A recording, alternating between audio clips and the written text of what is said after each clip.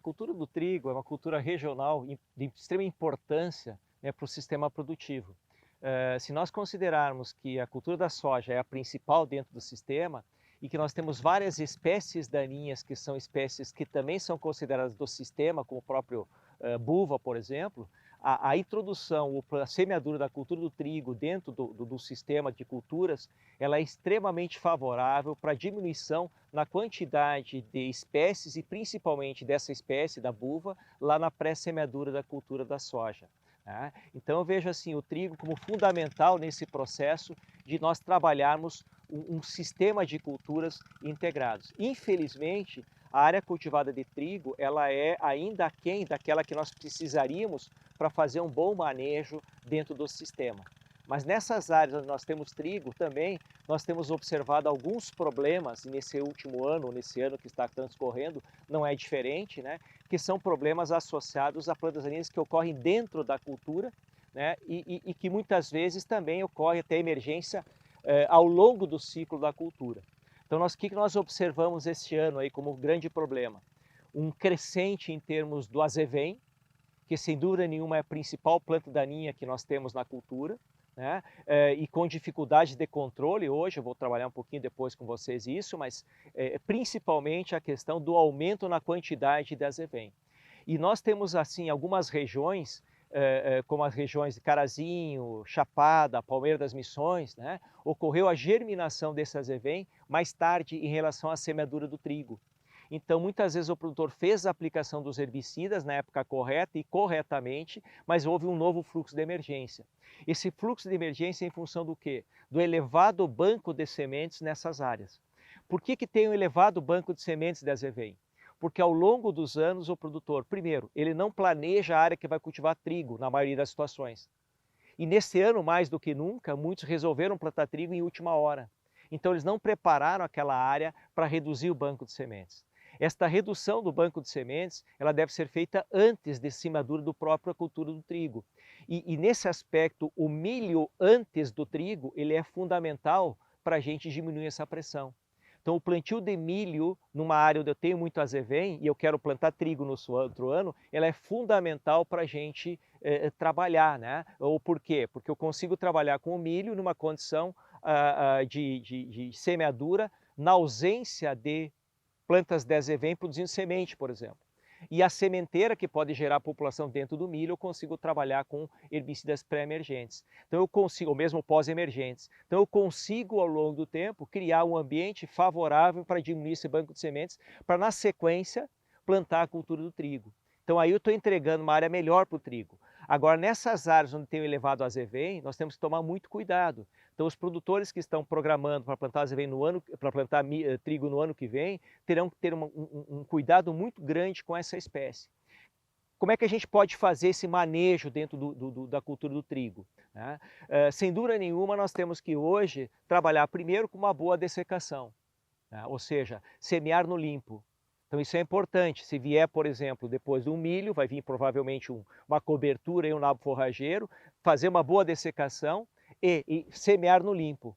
Aquele fluxo de azevém que vem dentro da cultura do trigo, se for o banco de sementes muito elevado, nós temos que trabalhar com herbicidas pré-emergentes, que hoje nós temos algumas disponibilidades no mercado, que são interessantes para atrasar esse fluxo de emergência. E posteriormente trabalhar com o herbicida que nós temos hoje, que é para controle da pós-emergência. E é um ponto assim importante de o produtor acompanhar, é que nós temos observado esse crescimento do azevém um pouco porque nós temos boa parte dessa população que é resistente ao herbicida glifosato. Outro pouco que está sobrando dentro da cultura do trigo está associado a dois fatores, né? Um deles, a resistência ao próprio herbicida inibidor da LS, né? Mais utilizado, no caso, para controle dessa planta, mas principalmente os momentos errados da aplicação, ou seja, plantas muito desenvolvidas. Tá? Então isso é que gerou boa parte dessas perdas. Né? Só que, na verdade, as plantas estão aí, né? As sementes vão ficar no solo e eu tenho que pensar para frente. Tá? Então, o plantio de trigo ele deve ser planejado de tal forma que eu reduza o banco de sementes cultivando culturas antecessoras. Ah, mas eu não planto milho. Posso trabalhar isso com soja? Posso, mas com o seguinte aspecto: Quando eu vou dessecar, por exemplo, a cobertura onde tem azevém, eu deveria dessecar essa cobertura antes dela produzir semente também. Que aí eu não vou reabastecer esse solo com as sementes produzidas no ano.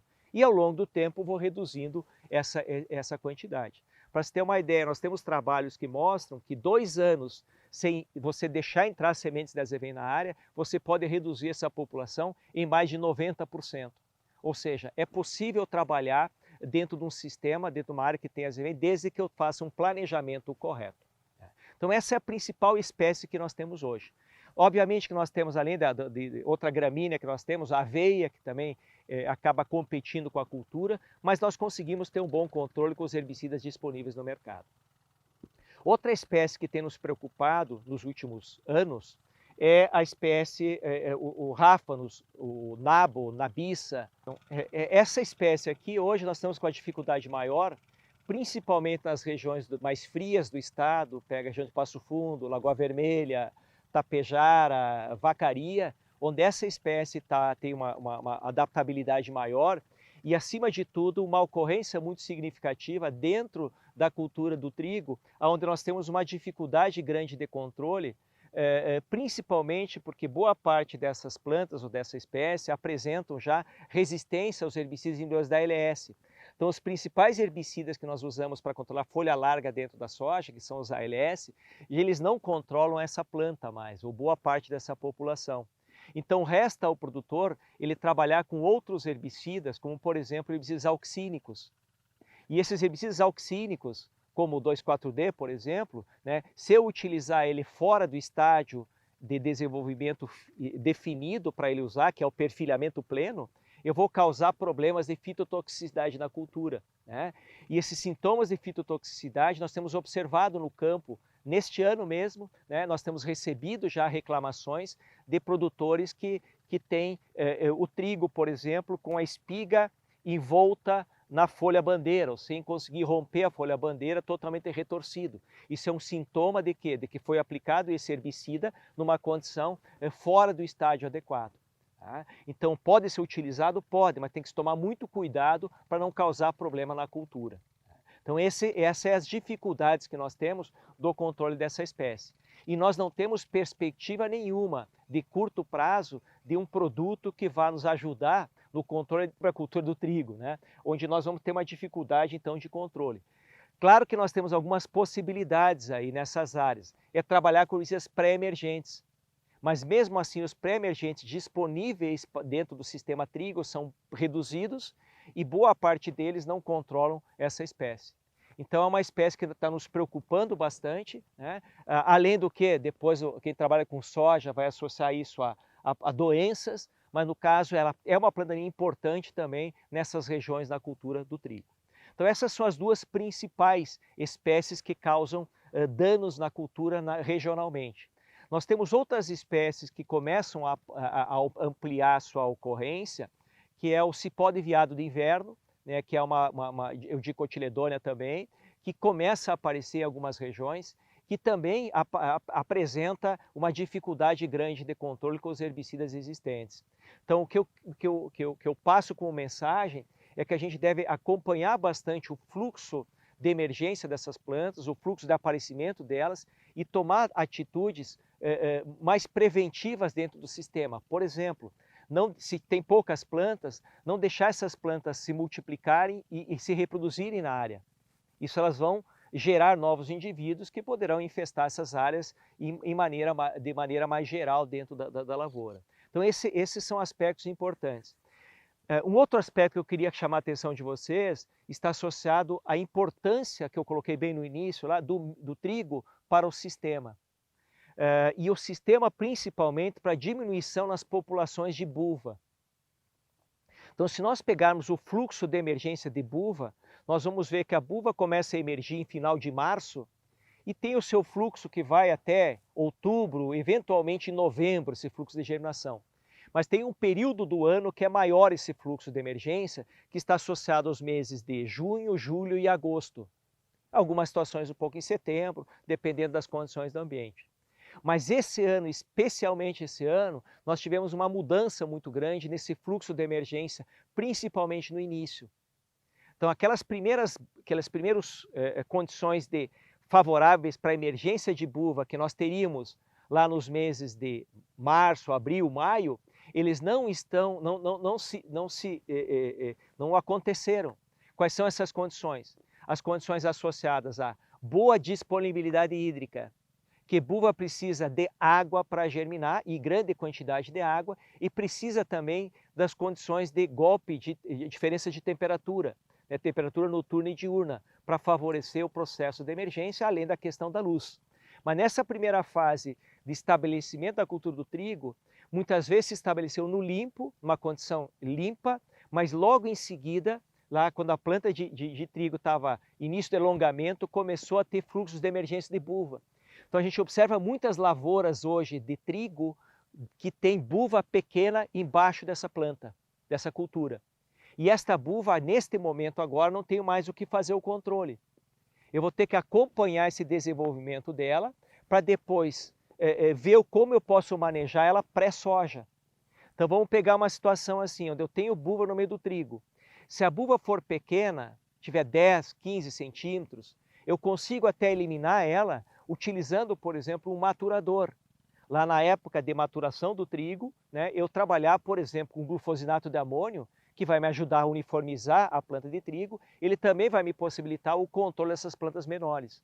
Só aquelas plantas maiores de buva eu não vou conseguir ter um bom controle, né? Até porque tem limitação de estágio de desenvolvimento. Só que quando eu for colher esse trigo, o que vai acontecer? Eu vou cortar esta planta e ela tenderá a rebrotar depois dentro da soja. Porque na maioria das situações nós colhemos o trigo e logo queremos plantar soja, para não atrasar a semeadura da soja. Então nós vamos ter um problema aí nesse ano. Então o agricultor tem que ficar atento nessa condição. Eu tenho recomendado e tenho dito que uma estratégia que muitas vezes pode ser feita é tentar colher o mais alto possível, ou cortar o mais alto possível o trigo. Né? E deixar um pouco, ao cortar mais alto o trigo, eu vou cortar também a buva com vou deixar um pouco de folha, de área foliar. Então esta área foliar que sobra, ela é importante para que o herbicida possa atingir, né, essa planta, essa folha, e eliminar essa planta de buva antes de fazer a semeadura da soja. Mas o ideal nessas condições seria colher, fazer esse manejo, né, e preferencialmente já investindo numa dessecação sequencial. Mas para isso eu teria que abrir um pouquinho a janela, ou seja, atrasar um pouquinho o plantio da soja em relação à colheita do trigo, né, dando espaço de pelo menos 10 dias aí entre a colheita do trigo e a semeadura da cultura da soja.